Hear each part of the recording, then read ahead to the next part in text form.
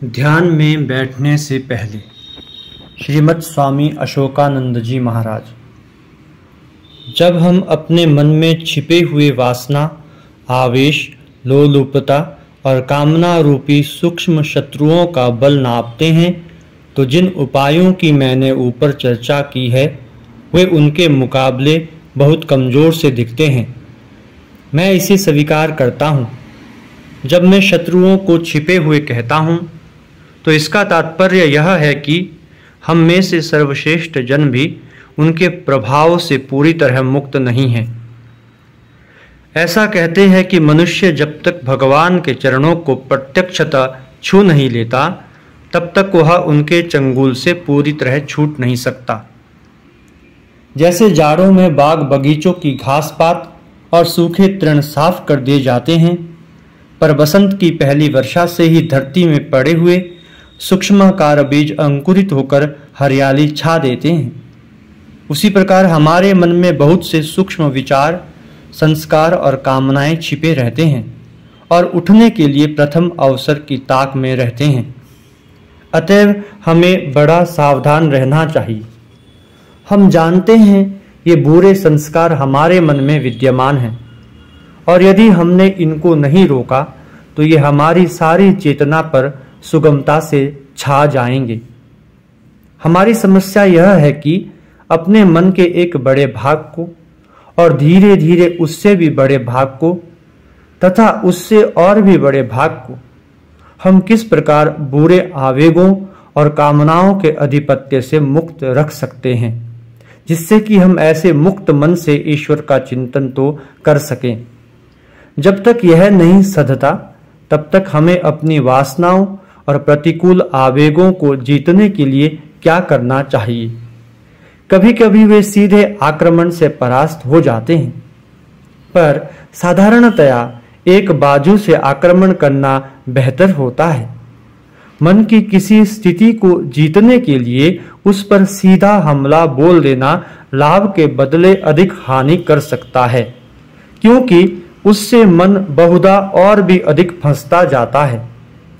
उत्तम तो यह है कि जिस मनस्थिति को दूर करना है उसका चिंतन ही न किया जाए। इस मनोवैज्ञानिक सत्य का ध्यान रखो।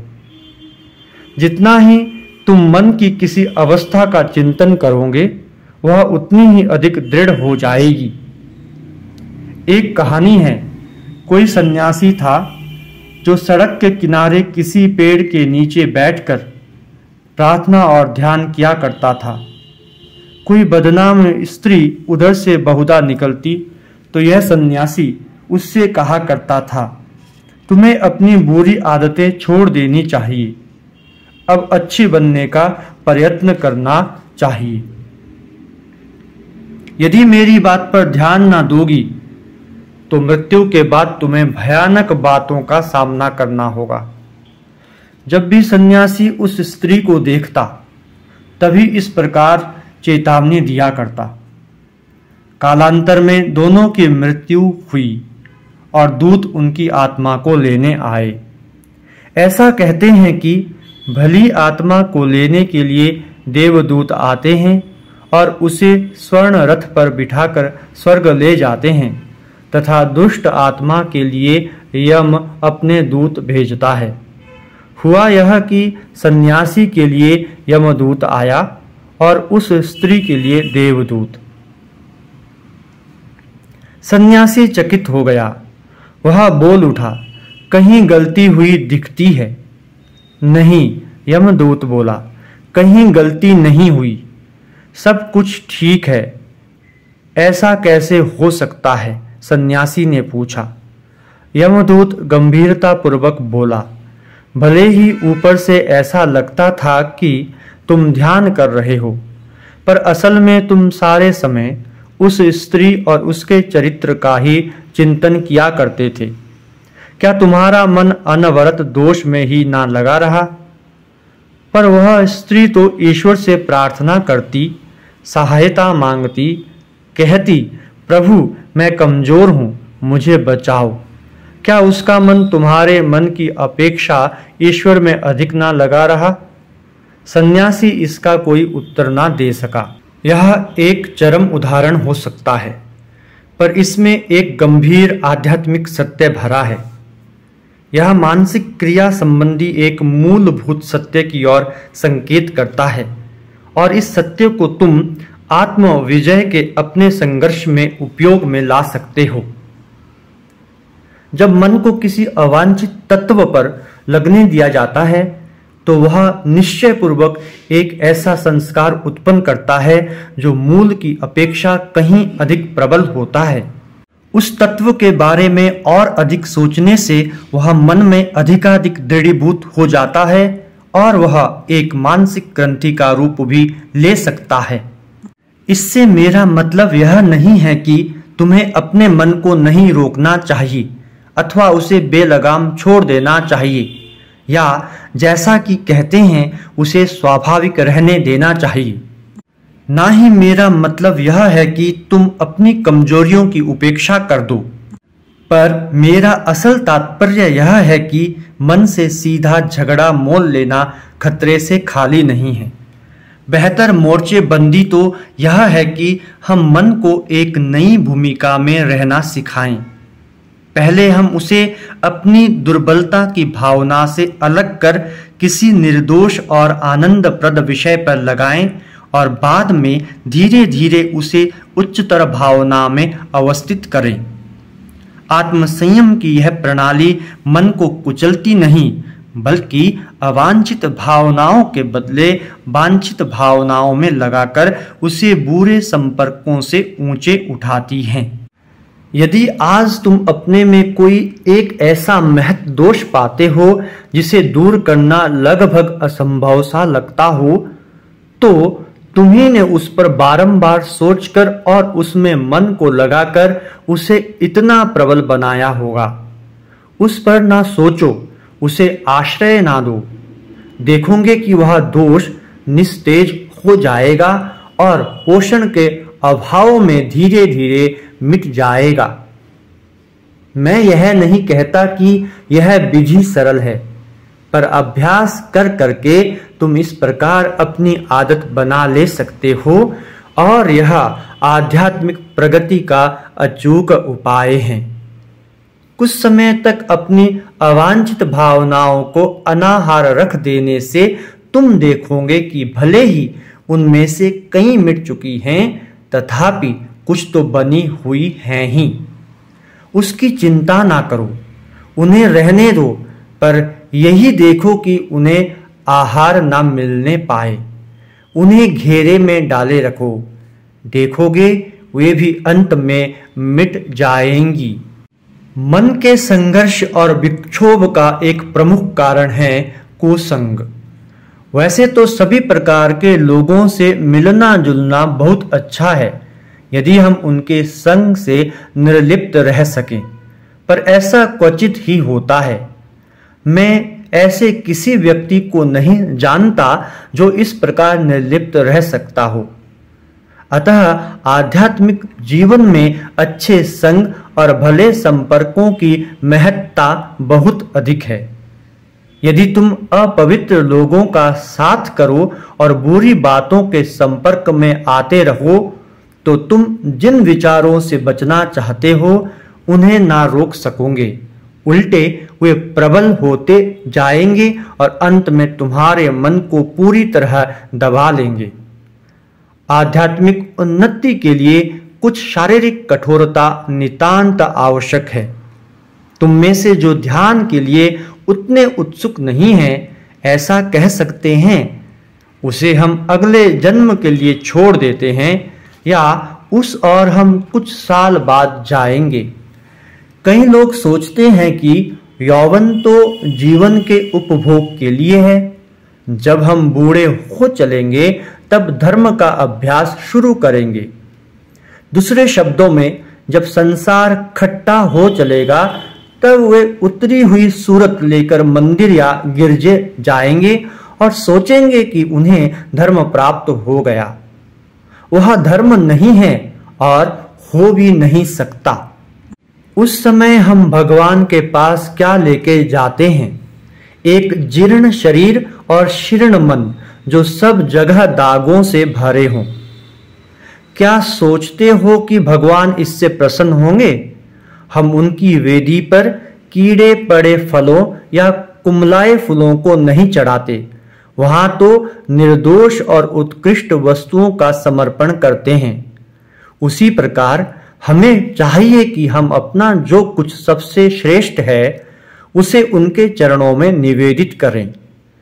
तेजस्वी और शुद्ध मन का नैवेद्य भगवान को सबसे अधिक पसंद है। जो धर्म को केवल बूढ़ों के लिए मानते हैं वे बहुत बड़ी भूल करते हैं।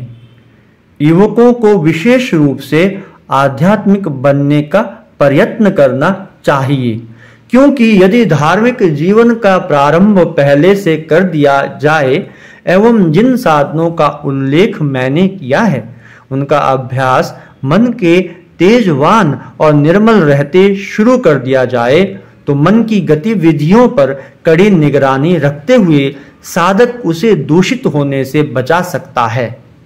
हमें किसी भी दशा में मन को सांसारिक भावनाओं के द्वारा प्रभावित नहीं होने देना चाहिए। यौवन इस दिशा में कार्य प्रारंभ करने का सबसे उत्तम समय है। श्री रामकृष्ण ने एक समय कॉलेज के एक युवा छात्र से कहा था, जब कुम्हार ईंट बनाता है तो उसके कच्चे रहते ही उस पर अपना ट्रेडमार्क अंकित कर देता है। उसके बाद जब ईंट को धूप में सुखाकर भट्टी में पका लिया जाता है तो वह मार्क अमिट हो जाता है। उसी प्रकार यदि मन के कच्चे रहते उस पर भगवान की छाप लगा लो तो वह छाप कभी ना मिटेगी, सदैव के लिए बनी रहेंगी। शारीरिक तप का अभ्यास करो, जितना अधिक कर सको उतना ही अच्छा है। इसका मतलब यह नहीं कि तुम हरदम मुंह बनाए रहो मानो नीम चबा गए हो। शारीरिक तप के अभ्यास में तुम्हें तेज घोड़े की सवारी सा आनंद आना चाहिए। शरीर और मन की शक्तियों का संयम करने के लिए बल प्राप्त करो जिससे वे तुम्हें दबा ना सके। यह शारीरिक तप नितांत आवश्यक है, क्योंकि इसके बिना ध्यान का जमना असंभव है। अब तक मैंने जिन बातों की चर्चा की है वे महत्वपूर्ण प्रारंभिक बातें हैं। जीवन में प्रतिदिन उनका अभ्यास नितांत आवश्यक है। केवल आध्यात्मिक साधना के प्रथम दिनों में ही उनका अभ्यास करके बस नहीं कर देना चाहिए। जो उनका नियमित रूप से यथारीति अभ्यास करता है वह अपने मन को पूरी तरह किसी भी वस्तु से हटा ले सकता है, क्योंकि वह मन पर जबरदस्त कब्जा जमा लेता है। पर जब तक तुम इन अभ्यासों में पूरी तरह प्रतिष्ठित नहीं हो गए हो तब तक ध्यान के समय मन तुम्हें परेशान करेगा ही। उसे कुछ शांत होने में समय लग जाएगा। यह विशेष ध्यान देने योग्य बात है। यदि ध्यान के ठीक पहले तुम इधर उधर दौड़ धूप करते रहो और बहुत सी बातें सोचते रहो तो सफलता की आशा कैसे रख सकते हो। असल में ध्यान में बैठने से कुछ पहले तुम्हें अपने आप को शांत करने का प्रयत्न करना चाहिए। ऐसा अनुभव करने की कोशिश करो कि तुम्हारा संसार से कोई संबंध नहीं है। तुम्हें ना उससे कुछ लेना है ना देना। भले ही पति पत्नी माता पिता पुत्र या कन्या के रूप से तुम्हारे अनेकानेक कर्तव्य हैं और तुम्हें सैकड़ों बातों की ओर ध्यान देना है, पर जब तक तुम भगवान की ओर जाओ तो ऐसा सोचो कि तुम्हारे लिए यह जगत त्रिकाल में नहीं था। तुम्हारे पति पत्नी पिता माता मित्र देश कुछ थे ही नहीं। ध्यान की वेला में इसी प्रकार का चिंतन अपेक्षित है। शाश्वत का विचार मन में उठाते हुए ध्यान की ओर अग्रसर हो। ध्यान में सर्वाधिक सफल कौन होता है? वह जो ध्यान के समय अपना एकदम निरपेक्ष रूप से चिंतन कर सकता है। इसका तात्पर्य समझें। शाश्वत को कल्पना में लाने का प्रयत्न करो। वह कालातीत है और फल स्वरूप समस्त घटनाओं के परे है। वह एक अवस्था है, यदि उसे अवस्था कह सकें तो ऐसी अवस्था जिसमें इस सापेक्ष जगत की कोई वस्तु नहीं है। जब तक तुम उस शाश्वत प्रभु का चिंतन करते हो तो उस समय तक के लिए समस्त संबंधों से ऊपर उठ जाने का प्रयास करते रहो। तुम्हें दृढ़तापूर्वक कहना चाहिए, मेरे शरीर नहीं है, मन नहीं है। देश और काल मिट चुके हैं, सारा ब्रह्मांड लुप्त हो चुका है, एकमात्र वह ईश्वर ही हैं। तभी मन को वह सूक्ष्म दृष्टि प्राप्त होगी जिससे वह ईश्वर के करुणामय अस्तित्व को अनुभव करने में समर्थ हो सकेगा। इस प्रकार ध्यान करने के स्थान में प्रवेश करने के पहले तुम्हें समस्त सांसारिक बातों को बाहर ही झटकार देना चाहिए। भारत के मठों में से कई ऐसे सन्यासी हैं जो आध्यात्मिक नियमों का कड़ाई से पालन करते हैं।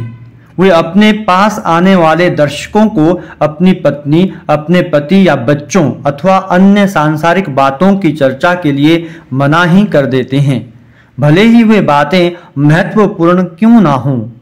यह बात नहीं कि अपने कर्तव्यों का पालन करने वाले व्यक्ति को वे निरुत्साहित कर देते हों, पर बात यह है कि वे जानते हैं यदि मन को आध्यात्मिक होना है तो उसे शाश्वत के रंग में रंग जाना होगा।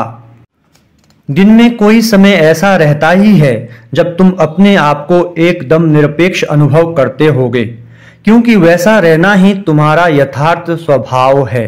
यद्यपि तुम अन्य लोगों से संबंधित प्रतीत होते हो, तथापि तुम जानते हो कि ये संबंध अस्थायी है। तुम्हारा असल स्वभाव निरपेक्ष है और ध्यान करते समय तुम्हें इसी निरपेक्ष अवस्था में प्रवेश करना है। मैंने ऊपर जिन उपायों का उल्लेख किया है, यदि उनका पालन किया जाए तो सचमुच कुछ अनुभवनीय आध्यात्मिक उन्नति की जा सकती है। पर यहाँ पर मैं तुम्हें यह बता दूं कि सारी आध्यात्मिक साधनाएं जिनमें ध्यान भी सम्मिलित है, एक बात पर निर्भर करती हैं, वह है सत्य प्राप्ति के लिए उत्कट आग्रह। क्या तुम में ऐसा आग्रह है? तुम कह सकते हो मुझे तो ऐसा आग्रह नहीं लगता, तब भला ध्यान करने से क्या लाभ? तो इस पर कहता हूं कि क्या ऐसा आग्रह मन में उठाना असंभव कार्य है? हम प्रयत्न करके भगवान के लिए मन की भूख को तेज कर सकते हैं।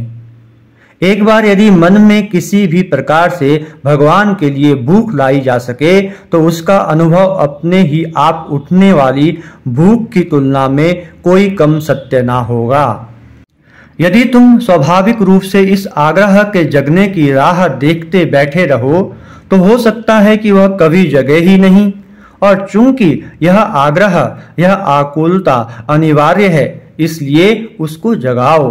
पहले पहल तुम्हारा मन डांवाडोल होगा, पर हताश ना होना, मन की इन अस्थिर भावनाओं से विचलित ना होना और सर्वोपरि मन से हार ना मान बैठना।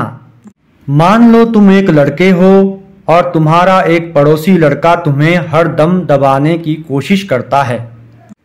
उसे ऐसा करने का कोई अधिकार नहीं है और तुम जानते हो कि वह वास्तव में डरपोक है। ऐसी दशा में क्या करना उचित है? क्या तुम यह सोचकर कि मैं तो कमजोर हूं और उससे लड़ाई मोल लेना भी व्यर्थ है, उसकी घुड़की से दब जाओगे? नहीं, बल्कि तुम प्रयत्न करके अपने पौरुष को जगाओगे। तुम अपने आप से कहोगे, मैं उसकी घुड़की से दबने वाला नहीं हूं। जब इसके बाद उससे सामना होगा तो तुम्हारी यह भावना भले ही कमजोर पड़े, पर तुम उसकी आंख से आंख मिलाने का साहस कर लोगे और अंत में तो उसे चुनौती भी दे सकोगे। तुम्हारा पौरुष जाग उठेगा और तुम कहोगे, यही मेरा यथार्थ स्वभाव है, मैं सचमुच में बलवान हूं। हम प्रतिक्षण इसी प्रकार कार्य करते हैं। कोई कौशल हस्तगत करने में अथवा विद्यालय में ज्ञान लाभ करने में हमें इसी प्रकार बारंबार प्रयत्न करना पड़ता है। पहले तो ऐसा लगता है कि जिसे हम पाने की कोशिश कर रहे हैं वह हमारे स्वभाव के अनुकूल नहीं है, पर एक बार वह मिल गया तो ऐसा प्रतीत होता है कि वह हमारा एक अनिवार्य अंग है। आध्यात्मिक जीवन में यह बात और भी अधिक सत्य प्रतीत होती है। अतः उसी अनुपात में हमें प्रयत्न भी विशेष करना चाहिए। पहले पहल हर एक बात कठिन मालूम होती है और तुम कह उठते हो, मेरा स्वभाव भी कैसा है, धार्मिक तो दिखता नहीं, लगता है कि मेरे कपाल में आध्यात्मिकता नहीं लिखी है। एक समय था जब मैं भी ऐसा ही सोचता था, किसी बाधा को बहुत बड़ा मान लेता था और उसको दूर करना एक असंभव कार्य समझता था।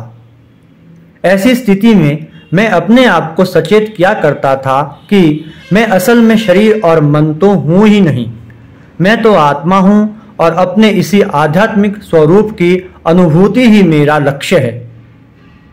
मैं जानता था कि यदि बाधा पर उसी समय विजय ना पाई गई तो काम भविष्य के लिए टल रहा है, अतः तुरंत प्रयत्न करके काम को खत्म ही क्यों ना कर दिया जाए। मैं सत्यता पूर्वक कह सकता हूं कि इस विचार को जकड़े रहना ही मेरा सौभाग्य रहा। यह सत्य है कि कभी कभी इस प्रयत्न को त्याग देने का भी विचार मेरे मन में आता रहा, पर मैं उस समय यही निश्चय करता था, अपने आध्यात्मिक लक्ष्य को तो मुझे प्राप्त करना ही है, अतः क्यों ना उसे अभी ही पा लूं। ध्यान के अभ्यास में तीव्र आकुलता और श्रद्धा बहुत महत्वपूर्ण अंग हैं। भगवान में यदि दृढ़ विश्वास ना हो और उन्हें पाने के लिए तीव्र व्याकुलता ना रहे तो ध्यान में कोई उत्साह नहीं रह जाता, वह नीरस हो जाता है। जब अपने किसी कार्य में तुम्हारी रुचि नहीं रह जाती तो वह केवल औपचारिक हो जाता है और वह कार्य शीघ्र छूट भी जाता है। यदि तुम सगुण ईश्वर में विश्वास करते हो तो उससे प्रार्थना करो। सगुण ईश्वर से मेरा तात्पर्य देहधारी ईश्वर से नहीं है, पर एक ऐसे ईश्वर से है जो हमारा पिता है, माता है, मित्र और प्रभु है, जो इस जगत का सर्वव्यापी सृष्टा है, जो हमारी प्रार्थनाएं सुनता है, जिसके पास हम उसी विश्वास से जा सकते हैं जिस सरल विश्वास से बच्चे अपने माता पिता के पास जाते हैं। ऐसे सगुण ईश्वर में विश्वास करना और उसको प्यार करना ध्यान को तुम्हारे लिए बड़ा सरल बना देगा। मन को ईश्वर के चिंतन में अधिकाधिक डुबाते रहो। सारे कार्य उसी के निमित्त करो। प्रत्येक विचार, प्रत्येक भावना और अपनी शक्ति के छोटे से छोटे हिस्से को ईश्वर में केंद्रित करना ही आध्यात्मिक जीवन की सफलता का रहस्य है। यह किस प्रकार करोगे? जब बोलो तो ईश्वर के संबंध में बोलो, जब चलो तो उसके मंदिर में जाओ, जब अपने हाथों से काम करो तो उसी की सेवा के निमित्त कुछ करो। शरीर और मन की हर क्रिया को जैसा बने ईश्वर की ओर मोड़ दो। यदि मंदिर के बदले तुम्हें ऑफिस जाना पड़े तो अपने ऑफिस को ही भगवान का मंदिर बना लो। यदि तुम्हारा काम ईमानदारी का है तो वैसा बन सकता है। यदि तुम्हारा काम सच्चाई का नहीं है तो उसे बदल दो। यदि इस प्रकार काम को बदल देने से तुम्हें भूखा भी मरना पड़े तो भी तैयार रहो। साहस, साहस, बस इसी की सदैव आवश्यकता है। यह ना भूलना कि जिस भगवान ने इस दुनिया को उपजाया है वह अब भी इसके पीछे है और वह कभी हमें भूखा ना मरने देगा। यदि हम सचमुच सत्य स्वरूप को पाना चाहते हैं और इसीलिए जो भी गलत और असत्य है उसको तज देना चाहते हैं तो निश्चय जानो कि उस सत्य की ओर जाने से हम कुछ खोएंगे नहीं। इसका मतलब यह नहीं कि सारी बातें हमारी इच्छानुसार होंगी, पर तात्पर्य यह है कि वे इस प्रकार होंगी जिससे हमें कष्ट सबसे कम और लाभ सबसे अधिक हो। यदि तुम्हारा पेशा सच्चाई का है तो निश्चय ही तुम उसे ईश्वर निमित्त समझ सकते हो। चाहे तुम मेज पर बैठे हुए हो अथवा घर के काम में लगे हुए हो, चाहे किसी भी काम में क्यों न लगे हुए हो, ईश्वर का ध्यान करो। भले ही दिन भर जो कुछ तुमने किया वह ऊपर से ऐसा दिखे कि तुमने अपने मालिक के लिए किया, पर सब कुछ ईश्वरार्पित कर दो। क्या तुमने 20 चिट्ठियां टाइप की हैं और मालिक के पास हस्ताक्षर के लिए उन चिट्ठियों को ले गए हो? कोई हर्ज नहीं, मालिक को उन पर हस्ताक्षर कर लेने दो। बाद में अपनी आँखों को बंद कर लो और सब कुछ ईश्वर को समर्पित कर दो। इस प्रकार तुम अपने विचारों को एक नया मोड़ दोगे। काम करने का यह तुम्हें एक अलग ही तरीका मालूम होगा। पहले पहल यह तुम्हें कुछ नया नया सा लग सकता है, पर इसे छोड़ो मत, इससे लग जाओ। धीरे धीरे इसका गहरा अर्थ तुम्हें स्पष्ट हो जाएगा और देखोगे कि तुमने प्रारंभ में इस अभ्यास को जैसा समझा था वैसा वह नहीं है। वह तो अत्यंत उपकारी और फलप्रद है। इस प्रकार जब भी हम दूसरों के लिए अथवा अपने निमित्त कुछ करते हैं तो ऐसा सोच सकते हैं कि हम प्रभु के निमित्त यह सब कर रहे हैं। तब तो जीवन की हर बात को आध्यात्मिक क्रिया में रूपांतरित किया जा सकता है। कुछ लोग ऐसे होते हैं जो परिश्रम पूर्वक और समझबूझकर सब कुछ प्रत्यक्ष रूप से ईश्वर के निमित्त करने में समर्थ होते हैं। कितने भाग्यवान हैं वे लोग। इसी प्रकार सौभाग्यशाली बनने ही के लिए तो लोग लंबी चौड़ी पूजा उपासना करते हैं, बागों में फूल उपजाकर वेदी पर चढ़ाते हैं और धूप दीप जलाते हैं। हो सकता है तुम्हें यह सब बातें अच्छी ना लगती हों, पर और किस प्रकार तुम दिन का समय बिताओगे। देखो ना, इस क्षुद्र अहम की सेवा में किस प्रकार समय और शक्ति का अपव्यय हो रहा है। अतः क्या यह उत्तम ना होगा कि जो कुछ तुम करते हो उसे ईश्वर को समर्पित कर दो। बस इसी भावना से कर्मकांड और क्रिया अनुष्ठानों की उत्पत्ति हुई है। इसी से संसार भर में मंदिर और गिरजे बने हैं, जहाँ लोग पूजा के निमित्त चढ़ावा लेकर जाते हैं। इसका मतलब यह नहीं कि मैं सबको इस प्रकार के कर्मकांड में लगने को बाध्य कर रहा हूँ। प्रत्येक को अपनी आध्यात्मिक प्रवृत्ति के अनुरूप उपासना करनी चाहिए, पर किसी न किसी प्रकार तुम्हें यह तो आविष्कार करना ही पड़ेगा कि अपने विचारों, अपनी भावनाओं और क्रियाओं को ईश्वर की सेवा में कैसे लगाया जाए। जितना अधिक तुम ऐसा कर सकोगे, ईश्वर के उतने ही निकट आते जाओगे। उस समय जब तुम ध्यान में बैठोगे, देखोगे कि शेष सब कुछ विस्मृत हो गया है और हृदय में केवल ईश्वर का ही साम्राज्य छाया हुआ है।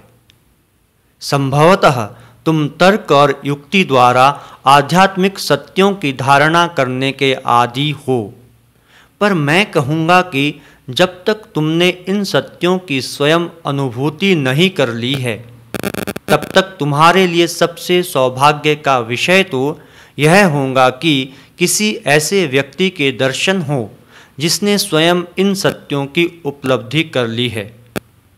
तुम जानते हो कि आध्यात्मिक सत्य युक्ति, तर्क या किसी बाहरी प्रदर्शन के द्वारा सिद्ध नहीं किए जा सकते, बल्कि जिसने उन सत्यों का प्रत्यक्ष अनुभव कर लिया है, उसके शब्दों में ही वह शक्ति है जिससे वे सत्य प्रमाणित किए जा सकते हैं। भले ही दूसरे लोग मुझसे सहमत ना हो, पर मेरे अनुसार यही एक ऐसा बाहरी प्रमाण है जिस पर विश्वास किया जा सकता है। यदि इस प्रकार आध्यात्मिक अनुभूति संपन्न कोई व्यक्ति मुझसे कहते हैं, मेरे बेटे, तुम वास्तव में यह शरीर और मन नहीं हो, आत्मा ही तुम्हारा यथार्थ स्वभाव है, अमर और शाश्वत सत्ता ही तुम में का सत्य है, अस्थिर और क्षण क्षण परिवर्तनशील बातें तुम्हारी अपनी नहीं हैं। गहराइयों में बैठने की कोशिश करो, अपने यथार्थ स्वरूप को पहचानने का प्रयत्न करो, तो उनकी यह वाणी मुझ पर बलपूर्वक अधिकार कर लेगी और मैं उसके अनुसार कार्य करने को विवश हो जाऊंगा। ज्यों ज्यों वे कहते रहेंगे, त्यों त्यों उनकी वाणी में ऐसा कुछ है जो मेरे हृदय की गहराइयों में बैठता रहेगा, मैं उसका प्रतिरोध न कर सकूंगा। प्रभु से मेरी यही प्रार्थना है कि तुम सबको ऐसे व्यक्ति प्राप्त हो जाएं, जिनके मुख से इसी भांति अनुभूतिमयी वाणी निःसृत हो।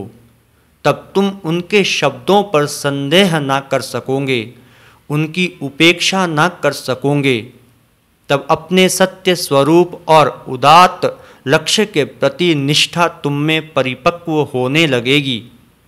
हो सकता है लक्ष्य के प्रति कभी कभी विफलता आए, कभी कभी विफलता तुम में निराशा भर दे, पर अंत में निराशा झकझोर कर तुम कह उठोगे, ठीक है, एक बार फिर प्रयत्न कर देखूं और सफलता तुम्हारे हाथ लगेगी। अब मैंने तुम्हें बता दिया है कि ध्यान में बैठने से पहले हमें क्या करना चाहिए। जिन विभिन्न उपायों की मैंने चर्चा की है, उनकी सहायता से तुम अपने मन को सतत ईश्वर के निकट ले जा सकते हो। अंत में कुछ बातों पर जोर दे दूं। जो भी काम तुम्हें करना है करो, पर उसे ईश्वर की ओर मोड़ दो। इससे तुम्हारा मन विचलित ना होगा। निरपेक्ष बनो, अपने को शाश्वत के साथ एक रूप देखो। इससे ध्यान सुगम हो जाएगा। मन को भटकने ना दो, अन्यथा सांसारिक भावनाएं उसमें घुसकर छा जाएंगी। ऐसा कदापि ना होने दो। ध्यान में बैठने से पहले उन सब बातों पर विचार करो जिनकी मैंने चर्चा की है। जब बाहर की कोई बात मन में ना घुसेगी, तब वह धीरे धीरे शांत हो जाएगा और तब अपने हृदय मंदिर में तुम प्रभु के चिन्मय विग्रह का दर्शन करोगे।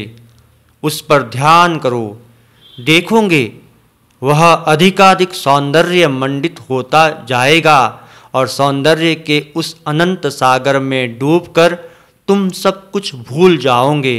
अंत में तुम ईश्वर में पूरी तरह निमग्न हो जाओगे।